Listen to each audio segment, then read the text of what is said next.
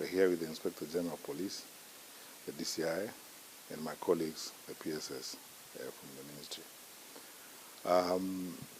We, as I said, are at the beginning of this investigation. We are very disturbed. I must be very frank. I'm personally very angry about, what has happened here. And we are trying to get to the bottom of the matter. We have several officers from this institution in police custody right now, and we are trying to find out exactly what happened.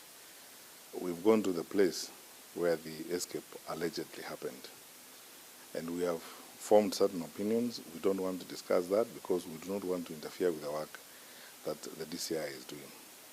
All I need to say at the moment is that we are mobilized, and we have sent messages across the country and, across all exit and possible movement points out of the country. We are mobilized the sector, and we are going to conduct a massive manhunt for those three. They are dangerous criminals, and we have to get them, and we are going to get them. As I speak to you right now, some of our special teams from our security forces are already hot in pursuit, of these people, and we are following up whatever leads that we are getting from members of the public.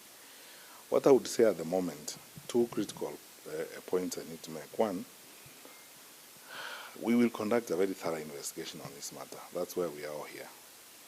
And I pledge personally that we will not only go the direction investigations will point us, but we will act resolutely to ensure that this kind of recklessness does not happen ever again, because it exposes our people, as it were. Definitely there is a certain level of responsibility we have to deal with in this particular case. That said, I want to ask members of the public, because most of the disruptions that we have successfully done, I have to be very honest, have been as a result of very cooperative behavior and conduct by members of the public. I want to ask Kenyans, in the very patriotic and responsible way in which we always, conduct ourselves, to share whatever information they come across on these three and any other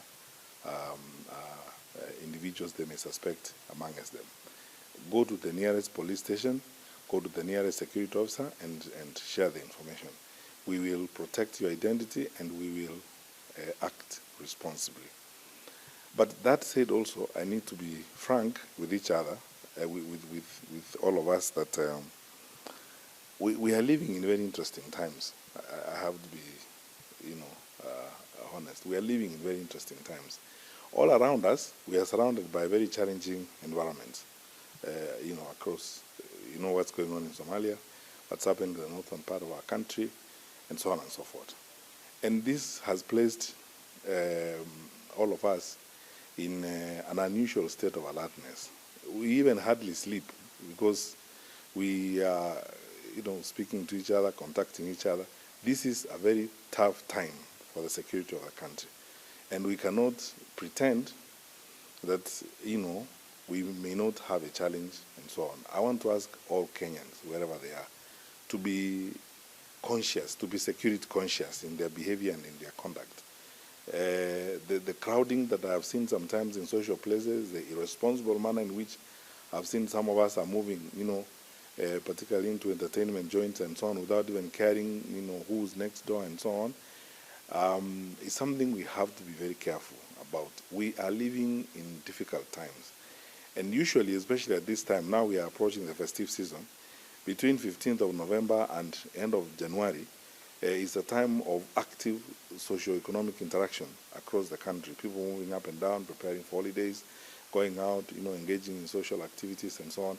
It's a time we all need to be on the lookout, and every one of us needs to be vigilant and be sure that you know who is next to you and who's operating around you. We must increase our security consciousness, especially because of the environment in which we find ourselves. And we've never gotten here before. We've had some challenges in the past, but when we have almost 2/3 of our neighborhood experiencing very serious security challenges, and I am so grateful to our men and women in uniform, and the entirety of our security sector, all these wonderful people who are awake here and are going to be awake for the next several hours, ensuring that, Kenyans go about their activities well. But let us support them, work with them, and cooperate with them as they try to keep our country safe. That's all we can say at the moment. My colleague, the Inspector General of Police, and the DCI and the rest of the teams are on this matter, and I pledge to Kenyans, we are going to remain committed to ensure that we remain safe and we go about our activities responsibly. It's unfortunate that this has happened, but it's a mistake that we will correct, and it's a matter that we will deal with. If they send responsibility on any part of any officer, we will act firmly and decisively. As I said, we have several of them in police custody. We'll get to the bottom of this. Mr. Kinoti is on it, and IG Matiang'I, and we'll come back to the public when, as the progression, emerges in these investigations. Thank you. How did it happen? No, that is exactly what I don't want to comment about, because investigations are going on. We have spent a good part of our evening here, and we have taken information and taken statements. I don't want to run sideline comments when investigations are happening. I have said this before. The security sector is very sensitive.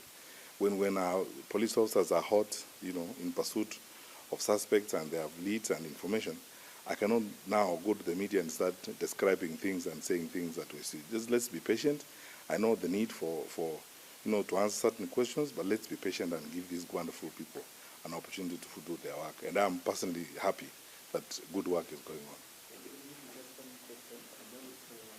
Does this worry, especially after one guy was arrested in another recently, and this incident happened last time? No, I mean, the world over, this is something that we need to know. The world over, and when societies have grown, such as, ours has grown, Nairobi's population has grown, we're very active people moving around.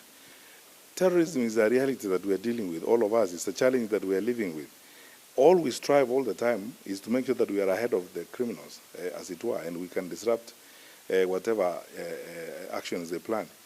It's just that we don't talk about it all the time. If you know the amount of work that our security people have been doing over the years to deal with these issues, we don't want to scare anyone and cause anxiety. But a lot of those efforts have been disrupted, which means we are always at least a step ahead, in terms of some of these activities. So no one needs to be unnecessarily anxious, but I would like everyone to be alert and everyone to be sure that even as you go about your activities, you are sure, you know who's your neighbor, who's around, who's doing what they're doing, and so on, and to cooperate with our police officers, share information with our police officers.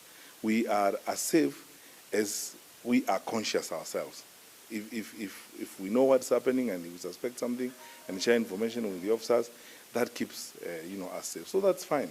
The officer arrested, the person arrested in Hata is just one of the many arrests that have been made before, and many investigations that have been done before. That is the job we do. That's why Kenyan taxpayers, pay for security officers to look around for these kinds of people, to arrest them, and we arrest quite a number of some of these people from time to time. Some we follow and investigate and discover there are certain things we need to do. Some we take to court. Some help us with information. So that's our way of life now. That's why we are here after 10:30, and that's why we are awake. We are awake so that Kenyans can sleep. Thank you.